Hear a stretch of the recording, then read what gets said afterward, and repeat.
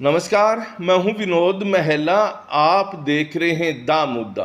प्रधानमंत्री नरेंद्र मोदी ने एनडीए को 2024 के लोकसभा चुनाव में बड़ी जीत हासिल करने के लिए 400 पार का नारा दिया है और इस आंकड़े को अमली जामा पहनाने के लिए प्रधानमंत्री और उनकी पूरी टीम दिन रात एक किए हुए हैं। आधे से ज़्यादा लोकसभा चुनाव हो चुके हैं और भारतीय जनता पार्टी को अब तक हुए चुनाव से काफ़ी अच्छा रिस्पॉन्स मिल रहा है, ऐसा मानना है। अब चुनाव उत्तरी भारत के राज्यों में होगा और यहाँ की ग्राउंड रिपोर्ट भी अब प्रधानमंत्री नरेंद्र मोदी ले रहे हैं। 3 रोज पहले पार्टी के राष्ट्रीय अध्यक्ष जेपी नड्डा ने हरियाणा की जो ग्राउंड रिपोर्ट पंचकुला में जिला प्रभारियों से ली और उस रिपोर्ट को लेकर वो दिल्ली पहुंचे। जैसे ही दिल्ली में बैठकर उस ग्राउंड रिपोर्ट पर मंथन किया, चर्चा की, तो पार्टी के बड़े बड़े नेताओं के माथे पर पसीने आ गए और चिंता की लकीरें इसलिए बड़ी है कि 2019 के लोकसभा चुनाव में भारतीय जनता पार्टी ने 10 की 10 लोकसभा सीट जीती थी और दावा इस दफ़ा भी किया जा रहा था कि 2024 में भी भारतीय जनता पार्टी 10 की 10 सीटें जीत लेगी। भारतीय जनता पार्टी को लग रहा था कि पूर्व मुख्यमंत्री यानी मनोहर लाल के खिलाफ एंटी इनकम्बेंसी है, लिहाजा चुनाव से 2-3 महीने पहले उनको हटा दिया गया था और नायब सिंह सैनी को मुख्यमंत्री बनाया था, इसलिए कि ओबीसी का वोट एक मुश्त होकर भारतीय जनता पार्टी को आएगा। लेकिन ग्राउंड की रिपोर्ट में ऐसा होता दिखाई नहीं दे रहा, बल्कि जहां जाट बहुल एरिया है या सिख बहुल एरिया है वहां भारतीय जनता पार्टी के प्रत्याशियों का बड़ा विरोध हो रहा है, उन्हें काले झंडे दिखाए जा रहे हैं। और देखें तो इस विरोध प्रदर्शन के चलते हरियाणा में जो भारतीय जनता पार्टी की छवि पर भी आंच आ रही है, यह मानना भारतीय जनता पार्टी के बड़े नेताओं का है।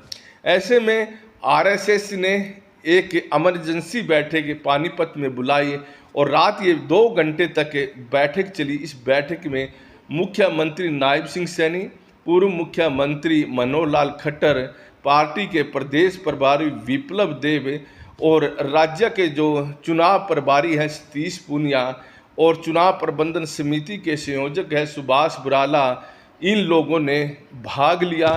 तो देखें तो इस बैठक में बड़े नेताओं की एंट्री थी और जहां बैठक हुई तो बाहर गेट के पर कर्मचारी जो बैठे हुए थे उनको एक लिस्ट दी गई थी कि इस लिस्ट में जिनके नाम हैं इनके अलावा किसी को भी अंदर ना आने दिया जाए। लेकिन जो पार्टी की प्रदेश महामंत्री हैं डॉक्टर अर्चना गुप्ता, वो सतीश पूनिया के साथ अंदर चली गई। हालांकि कुछ ही मिनटों के बाद उन्हें बाहर का कर दिया गया था और उसके बाद बैठक शुरू हुई। तो आरएसएस की तरफ से इस बैठक में प्रदेश के जो संचालक हैं से पवन जिंदल है और संघ प्रचारक अरुण, इन लोगों ने भाग लिया। 2 घंटे तक इस पर खूब मंथन हुआ और मंथन में जो जानकारी हासिल हुई है कि 2 सीटों पर तो टफ मुकाबला है, रोहतक और सिरसा में, यहाँ तो कड़ी मेहनत करनी पड़ेगी। और 8 जो लोकसभा सीट बाकी बची हुई है, यहाँ भी जीत इतनी आसान नहीं है। हर लोकसभा में 3 से 4 विधानसभाएं ऐसी हैं जहाँ पर भारतीय जनता पार्टी गंभीर स्थिति में है।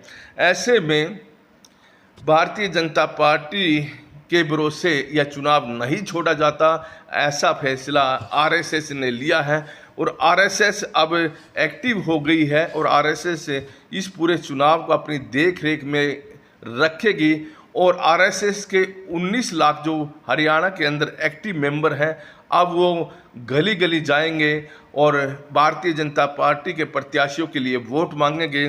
भारतीय जनता पार्टी के पास 19,000 बूथ पर मेंबर है, हालांकि पन्ना प्रमुख भी है और भाजपा ने दावा किया था कि इन परमा प्रमुखों के बदौलत भारतीय जनता पार्टी 10 की 10 न केवल लोकसभा सीट जीतेगी बल्कि बाद में जब विधानसभा चुनाव होंगे तो भारतीय जनता पार्टी हैट्रिक लगाएगी। लेकिन अब जो ग्राउंड की रिपोर्ट आ रही है उससे हर बड़ा नेता चिंतित है। तो देखिए, दूसरा जो इस बैठक में चर्चा हुई कि भारतीय जनता पार्टी के कुछ ऐसे नेता हैं जो ग्राउंड पर काम नहीं कर रहे वो नाराज होकर बैठे हैं, तो ऐसे नेताओं के खिलाफ भी कार्रवाई की जाएगी। यह चुनाव प्रधानमंत्री नरेंद्र मोदी की जीत का है, उनके दिए गए भरोसे का है।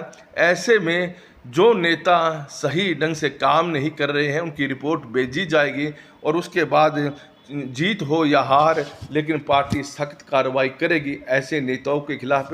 ऐसा भी मंथन हुआ है, ऐसी चर्चा हुई है। लेकिन कहीं ना कहीं अब देखें तो भारतीय जनता पार्टी और आरएसएस मिलकर 2024 के लोकसभा चुनाव में अपनी पूरी ताकत झोंकने वाली है। और जहां भी कमजोरी भारतीय जनता पार्टी और आरएसएस को लग रही है वहां पर ज़्यादा प्रचार किया जाएगा और प्रधानमंत्री समेत कई बड़े नेताओं की रैलियां अब हरियाणा में होगी और इन रैलियों के माध्यम से भाजपा अपनी ताकत बढ़ाएगी। हालांकि आरएसएस हरियाणा में कुछ सीट ऐसे नेताओं को देने पर भी विरोध कर रहा था कि जो दूसरी पार्टियों से आए हैं और उनको टिकट थमा दी, लेकिन उस समय तक कहते हैं कि फिर भारतीय जनता पार्टी के नेताओं ने आरएसएस के नेताओं को मना लिया था कि अब टिकट वितरण हो चुकी है, अगर किसी की टिकट वापस ली जाएगी तो इससे मैसेज गलत चला जाएगा और उस स्थिति में भारतीय जनता पार्टी को नुकसान हो सकता है। खैर, अब डैमेज कंट्रोल आरएसएस भी करने लगा है और भारतीय जनता पार्टी भी, और आने वाले दिनों में भारतीय जनता पार्टी पूरी ताकत के साथ जनता के बीच में होगी।